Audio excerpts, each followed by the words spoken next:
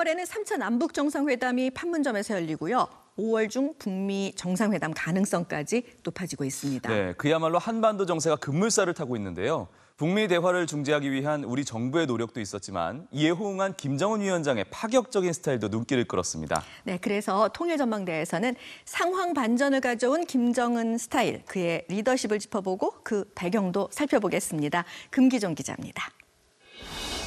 남과 북은 4월 말 판문점 평화의 집에서 제3차 남북 정상회담을 개최하기로 하였으며 이를 위해 구체적 실무 협의를 진행해 나가기로 하였습니다. 4월 말 제3차 남북 정상회담 개최, 남북 정상 간 한라인 설치, 비핵화 문제 협의할 북미 대화, 대화 기간 중 추가 핵실험과 탄도미사일 시험 발사 중단. 3월 5일 남북 합의는 예상을 뛰어넘는 수준이었고 과정 역시 전격적이었습니다. 김정은 위원장은 문재인 대통령의 대북 특사단이 평양에 도착한 지 3시간여 만에 면담을 시작해 바로 육개양 합의라는 승부수를 던졌습니다. 외신들은 전격적인 합의와 함께 김정은의 파격에 주목했습니다. 워싱턴 포스트는 중대한 반전, CNN은 깜짝 놀랄 만한 전개, 폭스뉴스는 김정은이 한국과 미국에 평화의 상징인 올리브 가지를 내밀었다고 전했습니다. A stunning development on the Korean peninsula. North Korea now opening the door to talks with the United States, saying it's willing to end its nuclear program if security was guaranteed. 김정은 위원장의 파격 행보는 대북 특사단과의 면담 내내 이어졌습니다. 여동생인 김여정 노동당 제1부부장을 대동한 채 면담장 밖에서 특사단 일행을 기다렸고 면담 중에는 치아가 드러날 정도로 자신 있게 웃었습니다. 만찬에는 이례적으로 부인 리설주까지 참석시켰습니다. 최고령도 자동지께서는 특사와 일행을 반갑게 맞이하시고 그들의 손을 일일이 뜨겁게 잡아주시며 특사 대표단의 평양 방문을 열렬히 환영하시었습니다. 파격 중 파격은 면담 장소였습니다. 면담과 만찬이 열린 북한 노동당 본관은 과거 김일성, 김정일의 집무실이, 지금은 김정은 자신의 집무실이 있는 공간입니다. 노동당 청사의 본관을 보여줬다. 오히려 가장 내밀한 남측 어느 누구에도 보여주지 않았던 공간을 보여줬고. 북한 정권의 핵심부로 김정은의 자택과도 멀지 않아 최고 수준의 보안 통제가 이루어지고 있는 금기의 영역이었습니다. 그렇다면 김정은은 왜 노동당 청사를 공개했을까? 김여정 이 대남 특사가 우리 문재인 대통령이 정상급 최상의 예우 여기에 대한 일종의 상호주의 차원에서 아마 김정은 위원장도 우리 특사단 일에 대해서 이 노동 당사에서 적격 만찬 이런 최상의 예우를 한 것이 아닌가 저는 그렇게 분석합니다. 문재인 대통령이 평창 올림픽 개막식 당시 남한에 온 김여정 특사 일행을 청와대에서 맞은 데 대한 담예의 성격이 있다는 것입니다. 더 나아가 비상시기 선군 정치를 하던 아버지 김정일 시대와 달리 북한이 일반적인 나라들처럼 정상의 집무실에서 외교사절을 접견하는 모양새를 갖춘 것이기도 합니다. 이것은 결국 북미 접촉을 하는 데 있어서 북한이 좀 더 적극적인 의지가 있다는 것을 보여주면서 정상적인 국가라고 하는 것을 부각시키는 이런 차원에서의 행보라고 볼 수 있습니다. 또 할아버지 김일성 주석이 1972년 박정희 대통령의 밀사 이후락 중앙정보부장을 당시 수상 집무실, 지금의 노동당 청사에서 만난 전례를 따른 것이기도 합니다.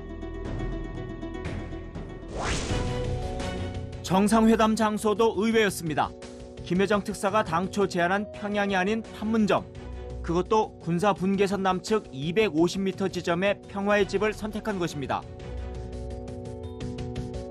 김정은 위원장은 다음 달 말 분단 이후 군사분계선을 넘어 남쪽으로 오는 최초의 북한 최고 지도자가 됩니다. 하늘길로 평양에 간 2000년 1차 정상회담, 그리고 경의선 육로 군사분계선을 넘은 2007년 2차 정상회담에 대한 답방 형식이기도 합니다. 분단의 상징 판문점을 이용해 국제적으로는 평화 이미지를 극대화하고 내부적으로는 적진과 다름없는 남한과 미군 관할 지역에 거침없이 들어가는 대담한 지도자의 위상을 극대화한 것이기도 합니다. 판문점에 대한 시각이라 할까요? 이것이 이 김정은 시대와 김정일 시대는 좀 변화된 모습을 보이고 있다. 다시 말해서 김정일 시대에는 판문점은 자고 일어나면은 미군 또는 미국하고 항상 싸우는 곳.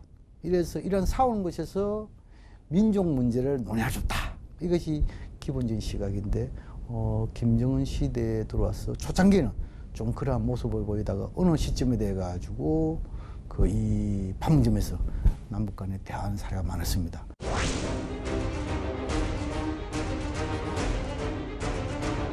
불과 70여일 전만 해도 긴장이 감돌던 한반도.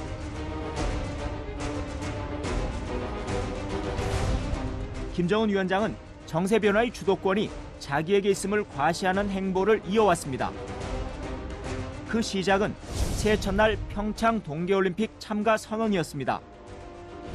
우리는 대회가 성과적으로 개최되기를 진심으로 바랍니다.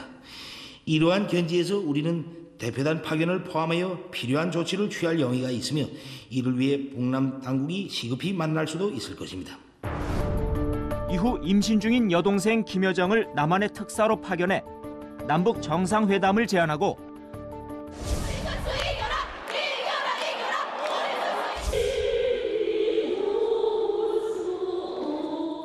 대규모 선수단, 대표단, 응원단, 예술단을 파견해 적극적으로 남한의 반북 정서를 변화시키는 공세적 모습을 보였습니다.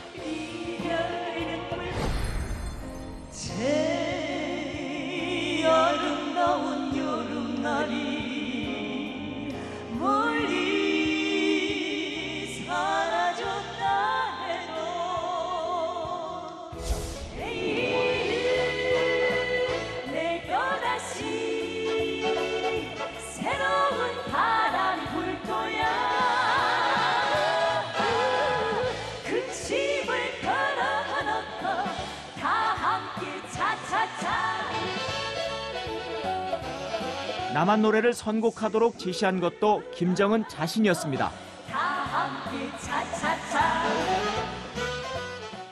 세대의 차이도 있고 특히나 또 이 교육에 있어가지고 김정은 위원장은 스위스 베른 학교에서 또 나름대로 교육을 받은 경험이 있고 인터넷을 통해서 직접 우리 측 또는 미국 더 나아가서 국제사회 변화를 잘 읽고 있기 때문에 아마 그런 측면에서 통치 스타일도 좀 다르다. 김정은 위원장은 매우 적극적이고 문제를 자신이 주도적으로 풀려고 하는 그런 이미지, 특히 외교적으로도 상당히 세련된 그런 이미지를 보여주는 그런 지도자상을 이번에 좀 더 보여줬다 이렇게 평가할 수도 있겠습니다.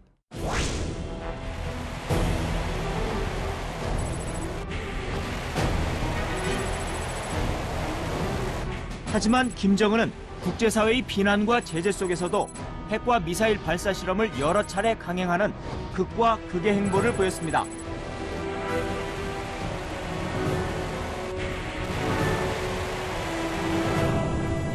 (2016년) 이후 무려 3차례의 핵실험,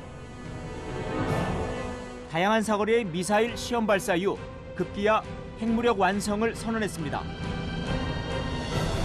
김정은 동지는 사용의 대륙간 탄도로켓 화성 15형의 성공적 발사를 지켜보시면서 오늘 비로소 국가 핵무력 완성의 역사적 대여 로켓 강국 위협이 실현되었다고. 미국 본토를 타격하겠다는 계획도 핵실험, 미사일 발사 모두 자신이 직접 명령한 것임을 과시했습니다. 평창올림픽 참가 의사를 밝히는 신년사에서도 마찬가지였습니다. 미국은 결코 나와 우리 국가를 상대로 전쟁을 걸어오지 못합니다.